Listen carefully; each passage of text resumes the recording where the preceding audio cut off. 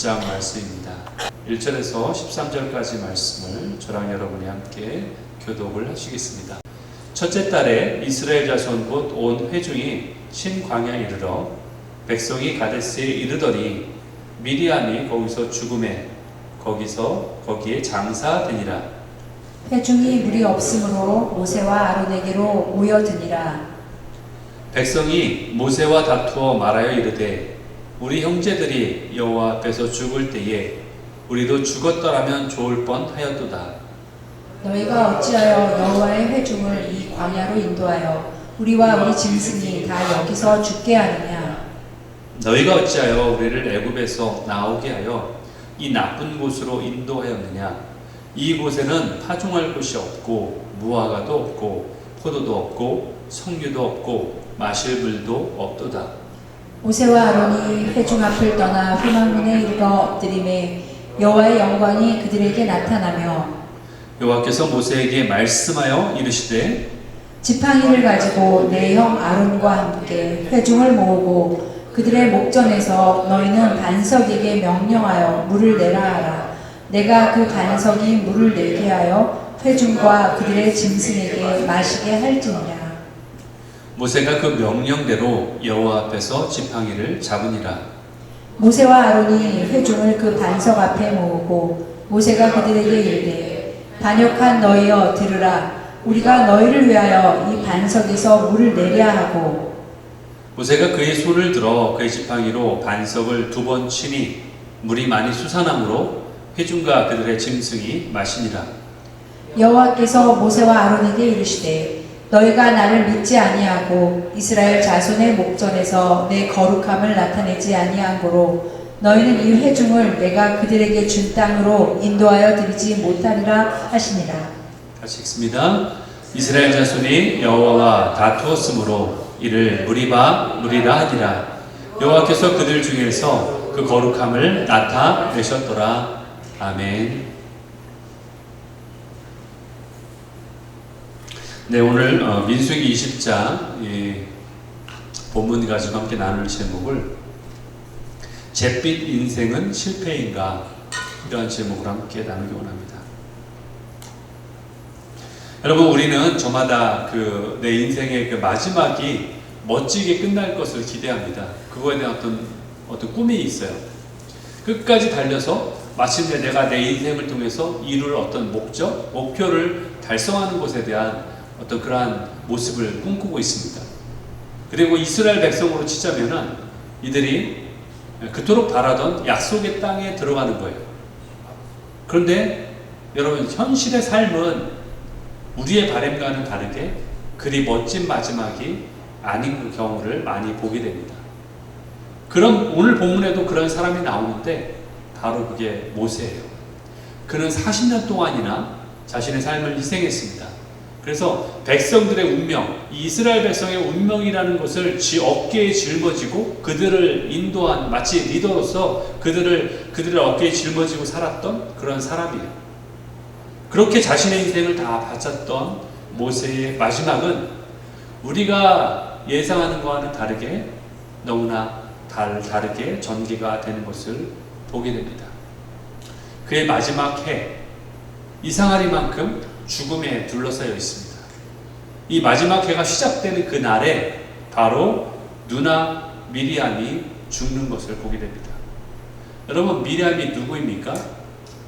모세가 자신이 기억조차 하지 못할 만큼 어린 갓난아기일 때 갈대상자에 뉘어져서 그 나일강의 강물에 흘러갈 때, 그 나일 강물을 따라서 흘러갈 때 행여나 그 자기의 동생을 놓칠까봐 마음 졸이며 뒤쫓았던 것이 바로 그 누나 아닙니까? 그리고 홍해를 건너던 그날에는 누구보다도 앞서서 소고를 들고 기쁨으로 춤을 추며 노래를 불렀던 그 누나가 바로 미리암이었습니다. 그런데 그 사랑하는 누나가 이제 그 가데스 땅에 묻히게 된 거예요. 죽음을 보게 되는 거죠. 그리고 또 얼마 지나지 않아서 이번에는 모세 자신에게 죽음의 선고가 내려집니다. 평생을 꿈꾸며 그리던 그 가나안 땅을 목전에 두고서 하나님의 음성을 듣는데 이렇게 말씀하세요. 너는 이 백성을 그 땅으로 인도하지 못할 것이야.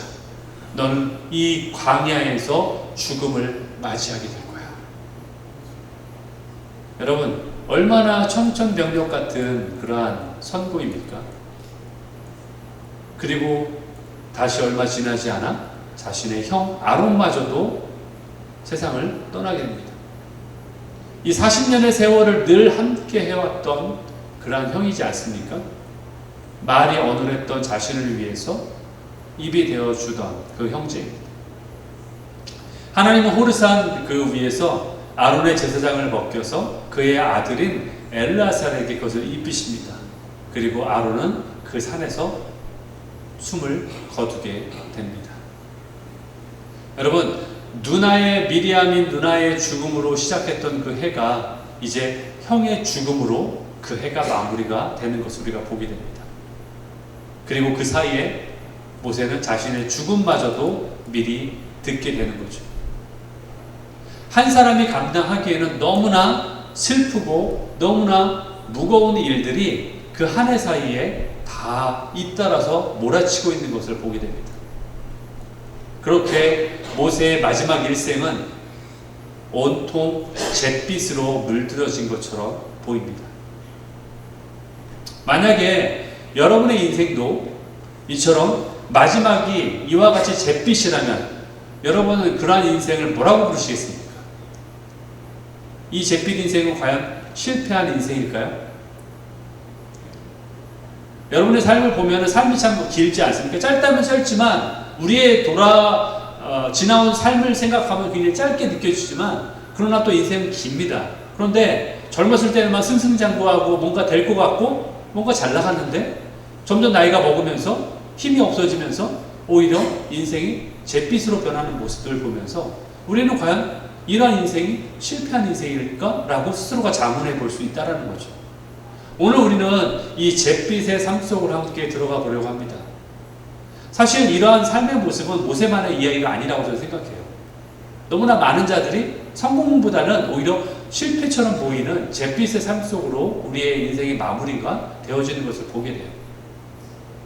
여러분, 사실 우리는 시한부 인생이 아닙니까? 사실 우리는 시한부 인생이에요. 우리는 죽을 날을 받아놓고 살아가는 사람들이에요. 다만 그 죽을 날이 언제인지를 우리는 모르고 있기 때문에, 그렇죠? 우리는 언제 죽을지 몰라요. 단지 그것을 모르기 때문에 이렇게 마음 편히 살아가고 있는 것 뿐입니다. 여러분이 밤마다 잠자리에 들면서 우리는 너무나 당연하게 내일 아침이면 내가 다시 눈을 뜰 거라고 생각하며 그것을 믿으며 살아가고 있지 않습니까? 그걸 너무나 당연한 것으로 여기고 있어요. 그런데 만약에 내가 언제 죽을지를 그 날짜를 여러분이 정확히 알고 있다면 어떨까요? 여러분에게 그 죽는 날짜가 정확히 알고 있다면 그날이 설령 몇십 년 뒤일지라도 우리는 날마다 줄어드는 그 숫자를 세면서 아마 고통 속에 살아갈 수밖에 없을 거예요. 하루가 지날 때마다 남은 날이 이만큼 하루가 줄어들었구나. 하나씩 깎여가는 것을 보면서 그 밀려드는 비참함 속에 참 그것을 숨기기가 힘든 그런 삶을 살아갈 수밖에 없을 겁니다. 여러분, 성경은 이렇게 분명히 말하고 있어요. 히브리서 9장 27절에 한 번 죽는 것은 사람에게 다 정해진 일이다. 그날이 언제인지 모르지만, 그렇죠? 그리고 그 후에는 심판이 있을 것이다. 죽는 날이 이렇게 다가오고 있는데도 더 비참한 건 뭔지 아세요? 대부분의 사람들이 그토록 꿈에 그리던 가나안 땅에 끝내 들어가지 못한다라는 거예요. 우리가 이 인생이라는 광야에서 어디쯤, 인생의 광야의 그 어디쯤, 광야의 어디쯤에서 생을 마치게 될지 모른다라는 거예요. 내 인생의 모든 걸 다 마치지 못하고 우리가 그렇게 생을 맞이할 수 있다는 거예요. 평생을 살아도 끝내 이루지 못하는 어떤 일들, 또는 끝내 풀리지 못한 나의 과제들, 아니면 어떤 사람과의 관계들. 그래서 우리의 삶의 모습은 마치 잿빛과 같이 느껴질 때가 있다는 것을 보게 됩니다. 그런데 오늘 이 본문을 보면서 우리의 마음을 더 무겁게 하는 것은 바로 이 잿빛 이야기의 주인공이 다름 아닌 모세라는 거예요. 평범한 사람도 아니고 바로 잿빛 인생의 그 결과를 맞이하는 게 모세라는 것이 더 충격적입니다. 세상에서 가장 온유했다라고 성경에 나와 있는 인물, 그리고 하나님과 얼굴을 자주 대면하고 대화를 나눴던 그 인물. 그런데 그의 마지막 순간이 자신의 분노를 하나님의 의로 착각해서 반석을 2번이나 내리쳐야만 했던 그러한 인물이 될 수밖에 없었다는 거죠. 바로 이것이 무서운 겁니다. 모세가 그런 행동을 했다면 우리는 더더욱 우리의 삶이 그럴 수 있다는 거예요. 그래서 이것이 무겁다는 거예요. 우리는 너무 자주 화를 내면서 어쩌면 그것이 나에게는 거룩한 분노라고 믿고 있지 않습니까? 남의 잘못을 보면서 나는 그것을 분별할 수 있으니까 나는 의롭다라고 스스로가 착각하고 있지 않냐는 거죠. 오늘 본문은 이러한 어떤 우리 삶에 있는 왜곡된 모습 또는 이러한 잿빛 질문 앞에서 우리를 데려가고 있습니다. 오늘 본문의 1절을 보면은 첫째 딸이라는 말로 시작을 합니다. 첫째 딸의 이스라엘 자손 곧 온 회중이 신광야에 이르렀는데 백성이 가데스에 이르렀고 미디안이 거기서 죽음에 거기에 장사되었다. 이 첫째 딸이라는 것은 광야 생활의 마지막 해, 그 40년이 되는 마지막 해의 첫째 딸을 얘기하는 거예요. 그 마지막 40년의 해가 시작되는 것을 알려주고 있습니다. 그러니까 이제 이스라엘의 40년의 방황은 다 끝났다는 거예요. 이 40년의 방황을 끝내고 다시 그들은 어디에 가 있냐? 다시 가나안의 입구인 그 가데스로 돌아온 거예요. 그런데 이 가데스는 어떠한 땅입니까? 출애굽한 백성들에게 가장 아픈 기억으로 남아있던 그 장소가 아닙니까? 38년 전에 그들이 이곳에 이르기 38년 전에 이들은 이미 이곳에 왔었던 사람들이에요. 이곳에 왔었습니다. 그런데 그곳에서 부정적인 보고를 했던 10명의 정탐꾼의 말에 휘둘려서 그들이 하나님을 대적했던 그 장소가 바로 그 장소였어요. 그 장소로 38년 만에 다시 도착하게 된 거예요. 자신들의 불신앙 때문에 그들의 약속의 땅을 눈앞에 두고도 38년을 더 떠돌아야만 했던 그들이 이 장소에 다시 온 거예요. 그런데 운명의 장난인지 아니면 우연인지 하필이면 그 똑같은 장소에서 이들이 또다시 불평을 지금 하고 있는 거예요. 물론 불평하는 자들은 동일한 인물들이 아닙니다. 38년이 흘렀기 때문에 출애굽의 1세대들은 대부분 광야에서 죽기도 하고 그 자리에 있는 사람들은 바뀌었어요. 그렇지만 지금 불평하는 이들은 광야에서 태어나서 자라난 2세대라는 거예요. 그런데 여전히 이들이 불평을 또 하고 있다는 거죠. 5절에 이런 말씀이 나오죠. 너희가 어찌하여, 불평하는 내용이에요. 어찌하여 우리를 애굽에서 나오게 하여 이 나쁜 곳으로 인도했느냐. 가나안 땅에 들어가려면 그곳을 가야 되는데 이곳이 나쁜 곳이라고 지금 말하고 있는 거예요. 이곳에 파종할 것도 없고 무화과도 없고 포도도 없고 석류도 없고 마실 물조차 없다. 여러분, 이들은 한번 생각해 보세요. 애국을 전혀 알지도 못하는 세대 아닙니까 이들이? 그곳에 광야에서 태어난 자들이에요. 그런데 40년 전에 노예살이했던 그 땅 이야기를 이들이 꺼내고 있어요 지금. 그러면서 그곳이 더 좋은 곳이라고 지금 말하는 거예요. 부모 세대의 불평을 그대로 지금 전수받았어요. 물려받은 거예요. 좋은 것도 아닌데. 이것이 교육의 결과예요. 신앙의 전수는요, 지식만으로 전달되는 것이 아닙니다. 부모들의 삶을 보면서 이들이 그들의 신앙을 보고 자연스럽게 배웠다는 것을 우리가 알 수 있어요. 말라기서에 이런 말씀이 있습니다. 말라기 4장 6절에 굉장히 중요한 말씀인데, 그가 아버지의 마음을 자녀에게로 돌이키게 하고 자녀들의 마음을 그들의 아버지에게로 돌이키게 하리라. 여기 보면은 아버지 마음이 자녀에게 돌이켰다. 그리고 자녀들의 마음이 아버지에게로 돌이켰다. 두 가지의 이야기가 나오는데 순서가 중요해요. 첫 번째 뭐예요? 아버지의 마음이 먼저 자녀들에게 돌이키는 것이 먼저라는 거예요. 그때서야, 그렇게 됐을 때 자녀의 마음도 부모의 세대로 돌이킬 수 있다는 거예요. 여기서 우리가 주목해야 될 것은 바로 이러한 거예요. 놀랍게도 이 사건에서 정작 오늘 본문을 보시면은 정작 화를 내신 분은 하나님이 아니었어요. 하나님은 화를 내지 않으셨어요. 그런 대목이 나오지 않습니다. 하나님은 적어도 이 장면에서 불평하는 백성을 책망하지 않으셨다는 거예요. 오히려 그들의 갈증을 이해해 주셨어요. 물을 달라는 이들의 정당한 요구를 정당한 곳으로 간주해 주셨다는 거예요.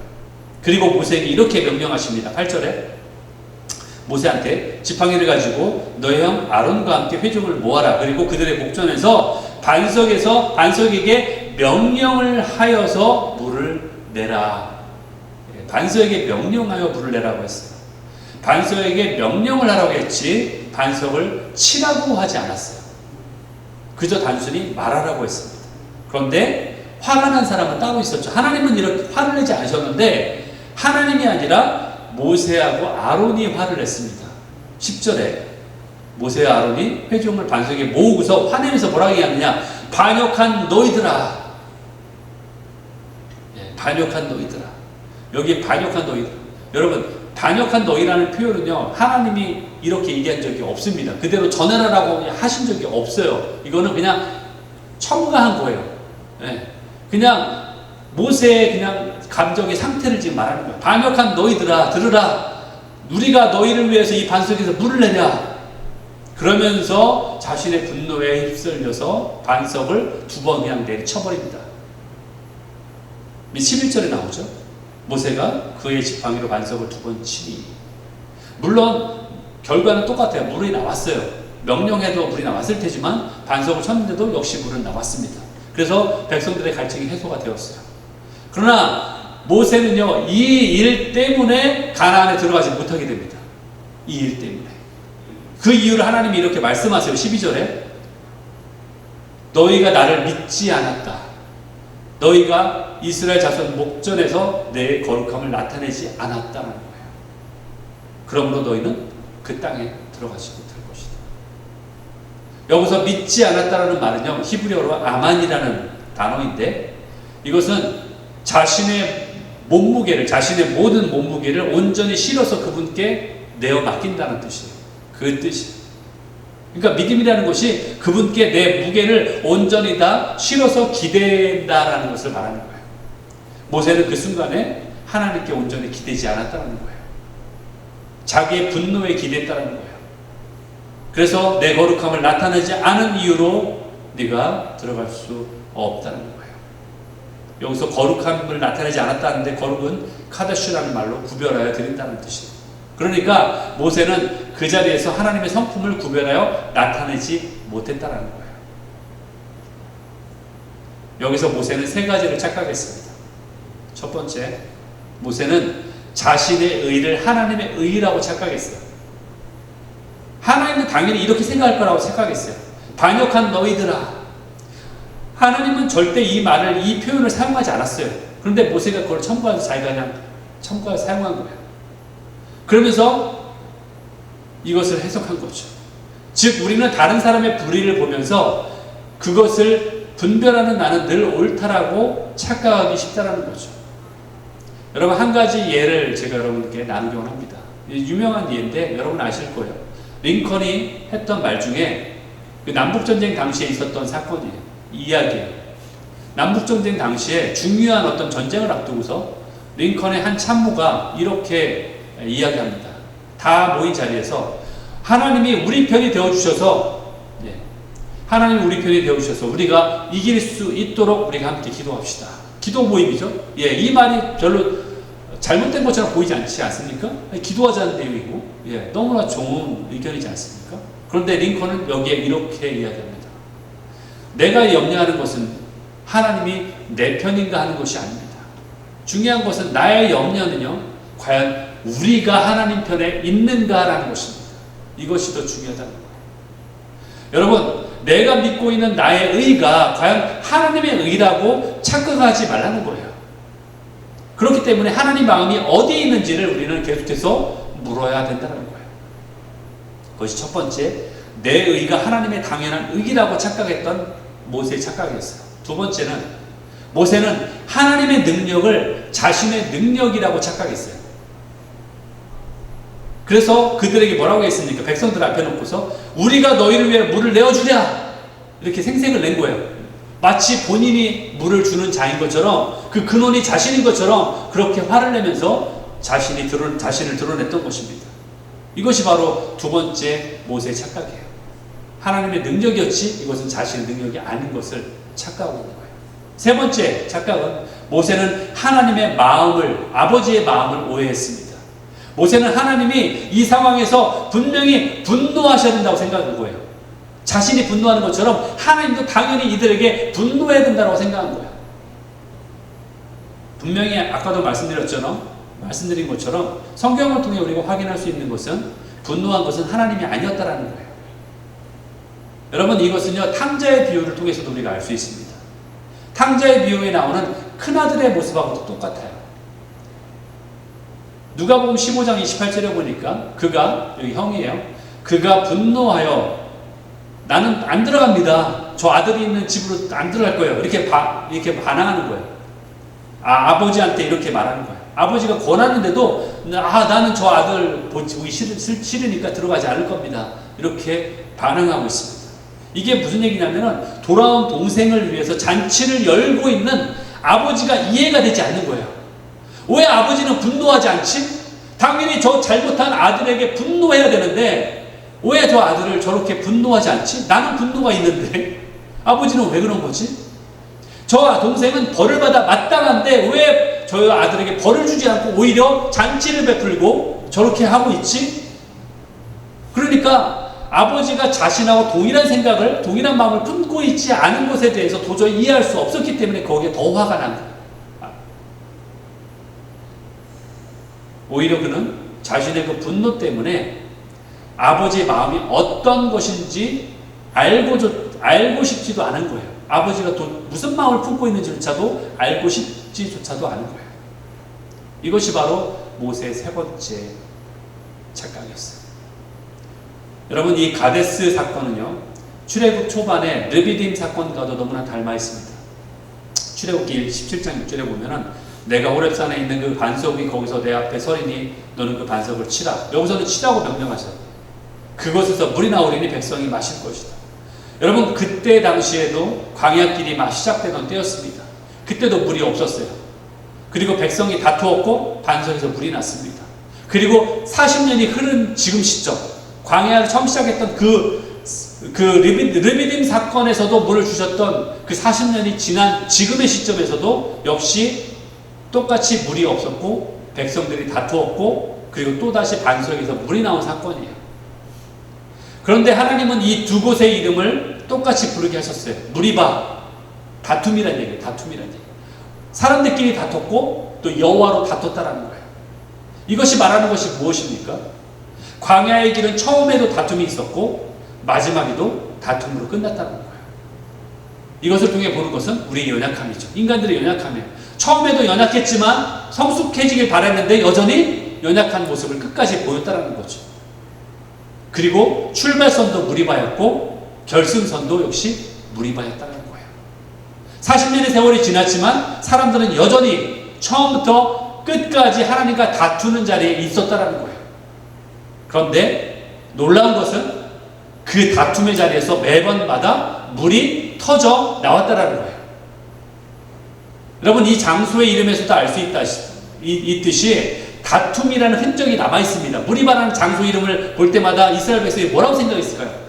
저곳은 우리가 다퉜던 곳이 하나님께 막 지지리도 못 나가지고 하나님과 다투었고 하나님께 불평했던 그 장소라는 것이 지명으로 남아 있다니까요. 여러분, 만약에 내가 잘못된 장소 이름을, 내 잘못된 그 죄의 이름을 가지고 거기다 장소 이름을 만들었다고 쳐보세요. 얼마나 그 장소를 볼 때마다 부끄러울까요? 그렇죠? 그와 같은 거예요.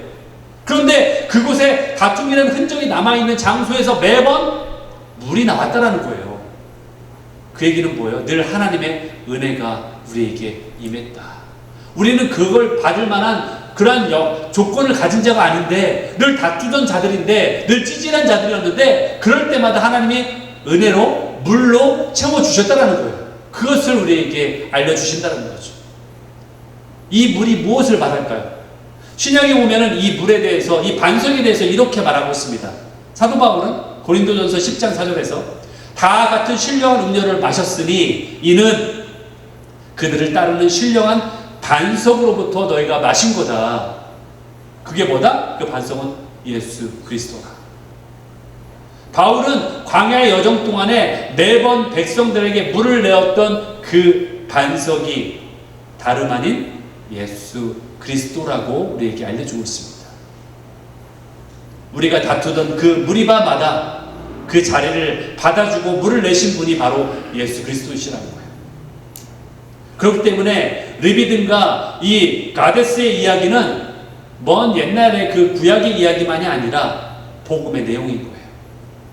모세는 그 반석을 분노로 내리쳤지만 참 반석이신 예수님은 그 내리침을 우리를 위해 맞으셨다는 거예요. 그리고 우리를 맞으신 그 자리에 생수를 흘러내셨다는 거예요. 여러분, 이제 처음 질문으로 한번 돌아가 보기 원합니다. 가나안에 들어가지 못하고 광야에서 죽게 되는 모세, 잿빛 인생. 여러분, 우리가 그 인생을 바라보면서 과연 우리는 실패한 인생이다 라고 보아야 할까요? 우리의 인생은 어떻습니까?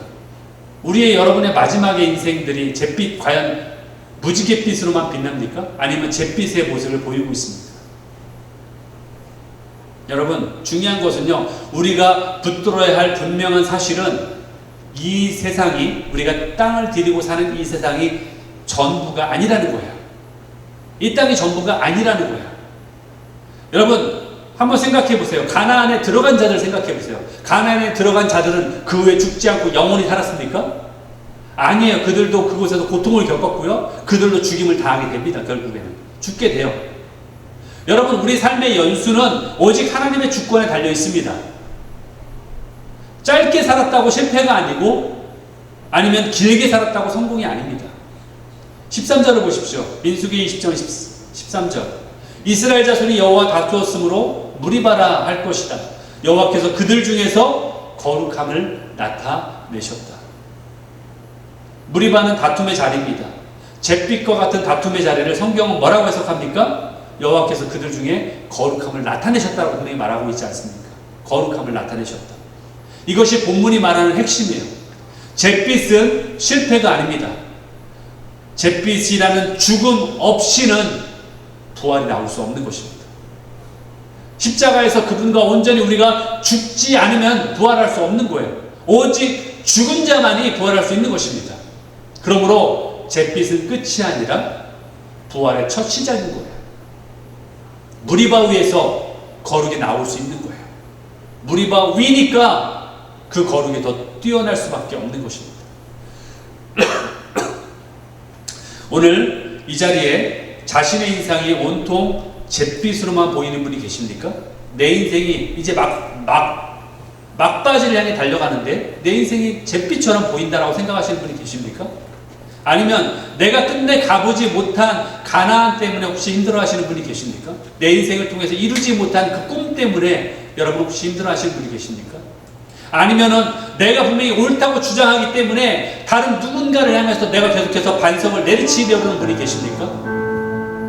여러분, 그 자리가 바로 다툼의 자리인 무리바의 자리입니다. 여러분, 그곳에서 생각해야 될 것은 바로 그곳에서 생수가 나온다는 거예요. 우리가 이 잿빛의 인생을 견딜 수 있는 이유는 이미 우리를 위해 맞으셨던 반석이 계시기 때문에 그렇습니다. 진멸하는 대신에 우리에게 물을 내어주시고 아브라함과 맺은 그 언약을 신실하게 끝까지 지키시기 위해서 우리의 인생을 붙들고 계시는 그 아버지가 우리에게 계십니다. 아멘. 우리는 오늘 이런 질문을 고민했습니다. 과연 잿빛 인생은 실패한 인생인가? 내 인생이 잿빛이라면 과연 내 인생의 마지막 빛깔은 과연 어떻게 될 것인가? 이 고민 앞에 오늘 성경 본문은 우리에게 즉각적인 대답을 해주진 않습니다. 하지만 본문이 우리에게 이렇게 되묻고 있어요. 뭐라고 되묻느냐? 과연 네가 다투고 있는 그 인생의 무리바에서 네가 찾는 것은 과연 무엇이냐? 아버지의 거룩이냐? 아니면 여전히 내가 잡을 수 없는 그 무지갯빛 꿈인가? 우리의 신선이 온통 내 인생의 잿빛에 머물러 있을지라도 그 잿빛 인생 위에 주님은 거룩을 드러나게 하실 분이심을 믿으시기 바랍니다. 이번 한 주간 살아갈 때 내 인생이 온통 잿빛으로 비쳐 보이는 그 비통함의 자리에서 오늘 주신 하나님의 말씀을 한번 기억해 보시기 바랍니다. 여호와께서 우리들 중에 그 거룩함을 나타내셨느니라. 여호와께서 우리 위에 잿빛 인생 위에 그분의 거룩함을 나타내실 것이다. 여러분, 잿빛 인생은 결코 실패가 아닙니다. 그 잿빛 인생은 거룩이 그려질 도화지입니다. 아멘. 이 믿음 가지고 한 주간 사시는 저와 여러분 되시기를 예수 그리스도의 이름으로 축원합니다.